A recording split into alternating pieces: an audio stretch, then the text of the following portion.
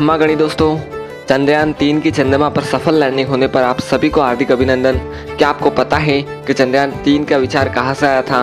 वहीं से आया था जहाँ से चंद्रयान-1 ने चंद्रमा पर पानी खोजा था। मगर चंद्रयान-1 से पहले तो रूस के भी कई लूना मिशन हुए थे। यहाँ तक कि अमेरिका ने तो अपोलो 11 से इंसान तक को चांद पर उतार दिया। फिर ऐसा क्या था कि चंद्रयान-1 ही चंद्रमा पर पानी खोज पाया, बाकी क्यों नहीं? दरअसल ये सारा खेल चंद्रमा के दक्षिणी ध्रुव का है।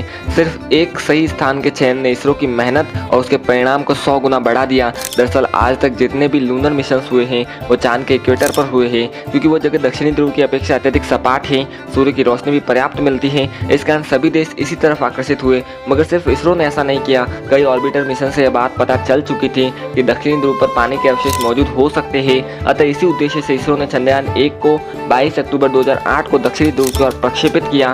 14 नवंबर 2008 को ऑर्बिटर से MIP अलग हुआ और दक्षिणी ध्रुव पर सैकल्टन क्रेटर के पास एक गड्ढे में गिरा। जब MIP चांद की सतह की तरफ बढ़ रहा था तब MIP ने कई आंकड़े भेजे। साथ ही सतह से टकराने पर मिट्टी को कई मीटर तक खोदा भी तथा भयंकर विस्फोट के साथ नष्ट हो गया। अंततः 25 सितंबर 2009 को इसरो ने MIP के भेजे आंकड़ों से यह घोषणा की कि चांद पर पानी मौजूद है। जिस तरह आज चंद्रयान-3 के कारण भारत दुनिया का पहला देश बन गया है जिसने चंद्रमा पर सफल लैंडिंग की है, उसी तरह चंद्रयान-1 के कारण भारत दुनिया का पहला ऐसा देश बन चुका था जिसने अपने पहले ही प्रयास में चंद्रमा के दक्षिणी ध्रुव पर अपना मिशन सफलतापूर्वक पूर्ण कर लिया था।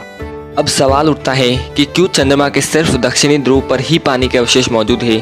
आप ये बात तो जानते ही होंगे कि चंद्रमा पर गुरुत्वाकर्षण पृथ्वी के मुकाबले बहुत कम है, अतः जल के द्रव अवस्था में रहने का सवाल ही नहीं उठता। सूर्य के प्रकाश से जलवाष्प भी विघटित हो जाती है तथा अंतरिक्ष में खो जाती है। चंद्रमा के इक्वेटर पर सीधा सूर्य प्रकाश पड़ता है तथा उच्च तापमान रहता है, अतः यहाँ पर पानी का कोई भी रूप प्राप्त नहीं हो सकता। परंतु दक्षिणी ध्रुव सूर्य की रोशनी से स्थायी रूप से दूर रहता है तथा वहाँ बहुत गहरे गहरे गड्ढे विद्यमान है जहाँ सूर्य तप न के बराबर पहुँचता है। इन्हीं गड्ढों में पानी ठोस अवस्था में विद्यमान रहता है। इस दक्षिणी ध्रुव का केवल 18% भाग ही पृथ्वी से देखा जा सकता है। बाकी 82% भाग की पहली बार फोटो रूस के लूना 3 ने ली थी। इसरो ने अपनी दूरदृष्टि के बूते इसी भाग को अपना रिसर्च का हिस्सा बनाया तथा परिणाम अभूतपूर्व थे। मगर चंद्रमा पर पानी खोजना इतना महत्वपूर्ण क्यों है? तो दोस्तों, अगर भूतकाल से सीख ले तो ये तय है कि भविष्य में ऐसा दिन अवश्य आएगा जिसे धर्म ग्रंथों में प्रलय का दिन कहा गया है। एक उल्कापिंड से जब डायनासोर खत्म हो सकते हैं तो इंसानी वजूद भी खत्म हो सकता है। इसी दिन से बचने के लिए वैज्ञानिक पृथ्वी जैसा ग्रह ढूंढ रहे हैं जहाँ पानी पेड़ पौधे हो ताकि धरती की इस अप्रतिम प्रजाति को बचाया जा सके। मगर चंद्रमा पर जीवन संभव नहीं है, उसका गुरुत्वाकर्षण, वायुमंडल की अनुपलब्धता आदि कारणों के कारण। मगर तब भी हम चंद्रमा का इस्तेमाल एक स्टेशन के रूप में कर सकते हैं जहां से हम मंगल या अन्य ग्रहों की ओर जा सके।